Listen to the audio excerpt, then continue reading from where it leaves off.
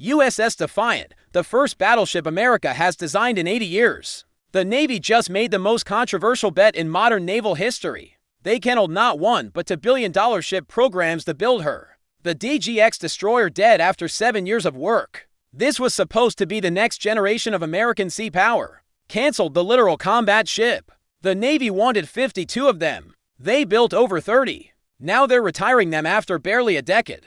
A complete failure. To massive programs. Billions of dollars. Both dead. Here's the part that should worry you. China's shipyards are building warships to 132 times faster than America. That's not a mistake. 232 times. While we debate budgets, their shipyards are launching modern destroyers and frigates every single month. And the gap keeps widening. The Navy ran the numbers and realized something terrifying. At current production rates, we will never catch up ever. We could double our shipbuilding budget, triple it, and we'd still fall behind because we don't have the shipyard capacity to build ships at the pace China does. So, they made a choice. Stop trying to match China's numbers. Build something so powerful that their numerical advantage doesn't matter. USS Defiant, 40,000 tons, 3 times heavier than any destroyer. Hypersonic missiles that can strike anywhere on Earth in under an hour. Electromagnetic rail guns firing projectiles at 7 times the speed of sound.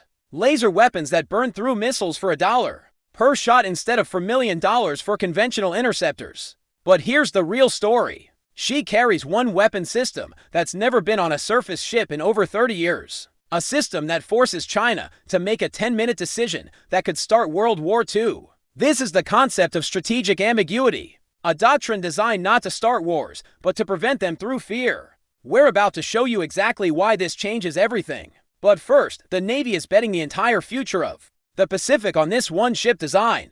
So, I want to know where you stand. Is bringing back the battleship strategic genius or a historic mistake? I want your gut reaction before we look at the evidence. Pause the video and comment genius or mistake below right now. Today, we're breaking down why the Navy canceled not one, but 2 major ship programs. What USS Defiant carries that makes her worth the risk, and whether bringing back battleships is strategic genius or the biggest gamble in modern naval history. The DDGX program was supposed to be evolutionary, not revolutionary. Take the proven Arleigh Burke destroyer design, the workhorse that's protected carrier strike groups for 30 years, and upgrade it with better missiles, advanced radar, and directed energy weapons. The natural successor to the Burke class. It was logical. It was safe. It was the consensus choice. But here's the problem nobody wanted to say out loud. Even if everything went perfectly, DDGX would give us maybe 6 to 8 destroyers per decade. Meanwhile, China's shipyards are launching that many every single year. Do the math. If we build 8 destroyers over 10 years, China builds 80 ships in that same period. The gap doesn't close. It widens. You can't be in 20 places at once when your opponent has 20 ships and you have to. And then there was the literal combat ship program. The LCS was supposed to solve a different problem. After decades of building large, expensive blue water warships, the Navy wanted affordable ships that could operate close to shore, fast attack craft for submarine hunting, mine clearing, and special operations in coastal environments. The concept made sense. The execution did not. The Navy built 2 entirely different LCS designs, which immediately doubled the logistics burden. The ships suffered chronic mechanical problems. Their modular mission packages never achieved the promised capability. Crews struggled to maintain them. Operating costs exploded. The Navy built over 30 literal combat ships. They wanted 50 to total. Instead, they're already retiring the oldest ones after barely a decade of service. Ships that cost hundreds of millions of dollars each heading to the scrapyard because they can't perform their mission reliably. 2 major ship programs. One canceled before it was even built, one being retired early because it doesn't work. Together, they represent billions of dollars and years of effort that failed to deliver the fleet the Navy needed. This is the brutal reality that faced naval planners. American shipbuilding is in crisis. We can't build ships fast enough to match China. The medium-sized, affordable ships we tried to build didn't work, and the next generation destroyers we planned would take too long and cost too much. Something had to change. Not incrementally, radically. The greater than USS Defiant will be the largest, deadliest. Greater than enter Navy Secretary John Felon with a philosophy that upends 70 years of American naval doctrine. He calls it killing the archer instead of the arrows. For decades, U.S. Navy ships have been optimized for defense, shoot down incoming missiles, protect the carrier, intercept ballistic missiles. Every system, every weapon, every operational concept focused on catching the arrows China fires at us. Phelan looked at that strategy and saw a death spiral. Modern anti-ship missiles cost maybe $1 million each. The interceptor missiles we use to shoot them down cost $4 million. China can build 10 offensive missiles for every defensive interceptor we manufacture. They fire salvos of 50 missiles at a destroyer carrying 90 interceptors. Eventually, the math runs out. The defender always loses a war of attrition when the attacker has infinite cheap arrows and you're burning expensive interceptors. Valent's answer flips the entire calculation. Don't catch the arrows. Kill the people shooting them. Build ships capable of striking deep into enemy territory before they even launch their missiles. Make the enemy play defense instead of forcing American ships into purely defensive roles. This is where the battleship concept emerges. Not as nostalgic throwback, but as a completely new weapons platform designed around offensive firepower that no destroyer-sized hull could possibly carry. USS Defiant becomes what the Navy calls a quarterback. She doesn't fight alone. She commands the battlefield. She coordinates swarms of unmanned vessels and directs long-range strike missions while smaller ships handle point defense. It's a complete inversion of traditional roles. The biggest ship becomes the offensive hammer. Smaller vessels become the defensive shield. And the entire fleet structure reorganizes around concentrated striking power instead of distributed defense. This philosophical shift drives everything else. If your goal is to catch arrows, you need lots of ships with good radar spread across the ocean. If your goal is to kill archers, you need a few ships with enough firepower to destroy launch sites hundreds of miles inland.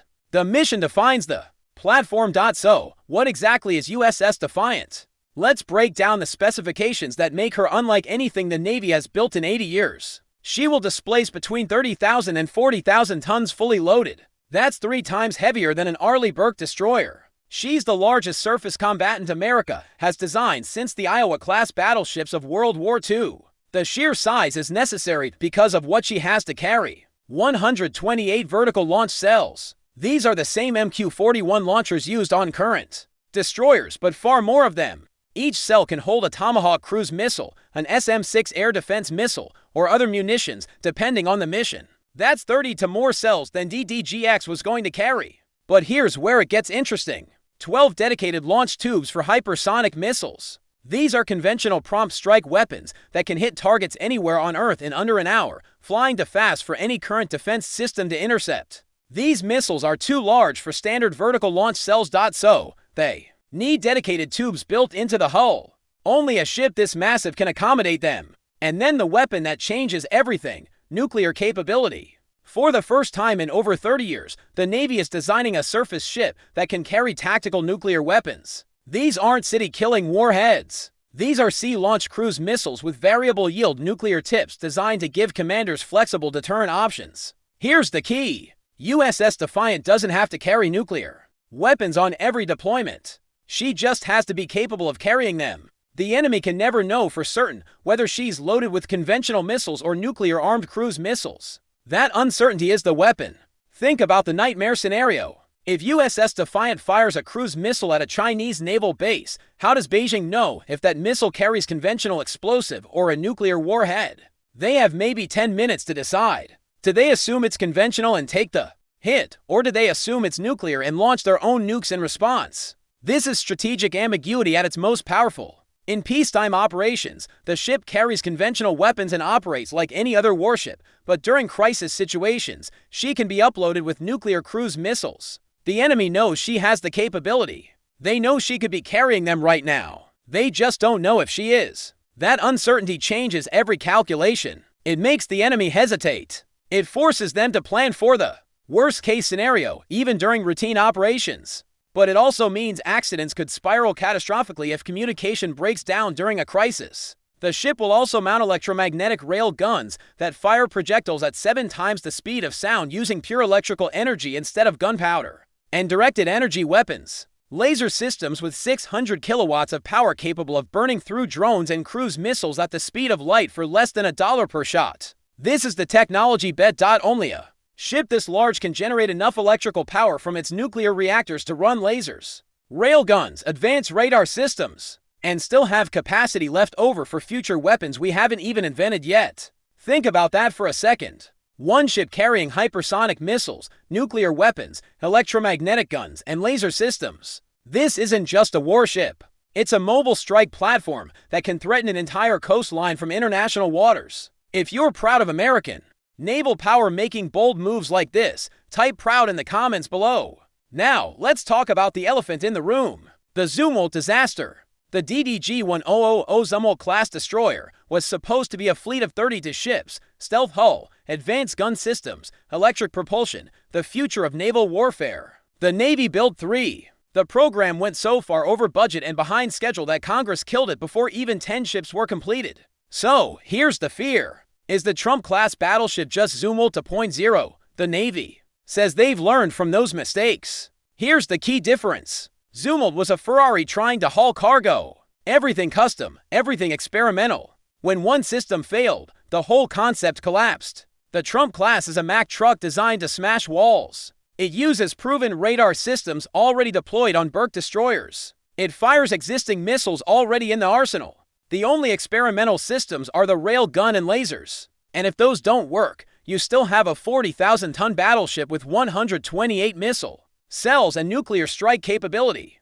The ship doesn't become useless like Zumwalt did, but the Zumwalt shadow still looms large. That program was supposed to build 32 ships and delivered 3. The Trump class is planned for 25 ships. Will the Navy actually build all 25? Or will cost overruns cut the fleet down to 5 or 6 ships, leaving the program as another expensive dead end? Here's the brutal truth. Drawing a warship is easy. Building one is hell. America's shipyards are in shambles. We don't have enough welders. We don't have enough electricians. We don't have enough nuclear technicians. If we don't fix the Rust Belt shipyards first, USS Defiant will never be more than a pretty picture on a PowerPoint slide.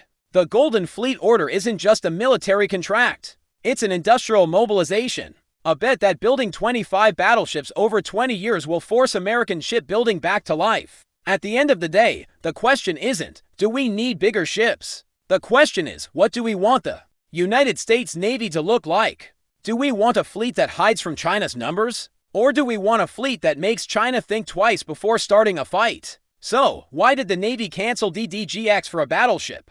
3 reasons. First, they can't win a numbers game against China's shipyards. So, they're betting on overwhelming capability per hull instead of trying to match destroyer counts. One battleship brings more firepower to a fight than 10 destroyers. The presence alone changes enemy calculations. Second, the strategic doctrine shifted from defense to offense. Kill the archer, not the arrows. Only a massive platform can carry the weapons needed for deep strike missions. Hypersonic missiles, nuclear weapons, rail guns, lasers. These systems need power and space that destroyers simply cannot provide. Third, they need a program big enough to force a rebuilding of American shipbuilding infrastructure. 25 hulls over 20 years is enough guaranteed work to justify expanding shipyard capacity, training new workers, and reopening supply chains that have been dead for decades. Will it work? That's the $15 billion question. If these battleships deliver even half their promised capabilities, they could fundamentally alter the balance of power in the Pacific. The skeptics point to Zumwalt and say this is a mistake. The believers say this is exactly the kind of bold move American naval power needs. But here's what we know for certain. The Navy looked at the future of naval warfare, looked at China's shipbuilding dominance, and decided that business as usual wasn't going to cut it. They needed something radical, something that would make adversaries wake up at night wondering how to counter it. They needed a weapon that doesn't hide. A weapon that announces its presence and dares the enemy to try something. That's not a destroyer. That's a battleship. The first steel for USS Defiant hasn't even been cut yet. We're years away from knowing if this gamble pays off. But one thing is absolutely clear, American naval engineers just accepted a challenge that most of the world thinks is impossible. Building a battleship in the 21st century. Making it work. Making it affordable enough to build 24 of them. When everyone says it can't be done, American engineers prove them wrong. Nuclear carriers, stealth fighters, submarines that patrol for months. We've done the impossible before. And now we're building battleships again. Not because we're living in the past, because we're betting on a future we're concentrated. American firepower matters more than distributed Chinese numbers. If this breakdown of naval strategy opened your eyes to why the Navy is making these controversial decisions, hit that like button and subscribe for more content about the military programs shaping America's future. Thanks for watching, and we'll see you in the next one. Sometimes the best defense is a 40-0-ton offense.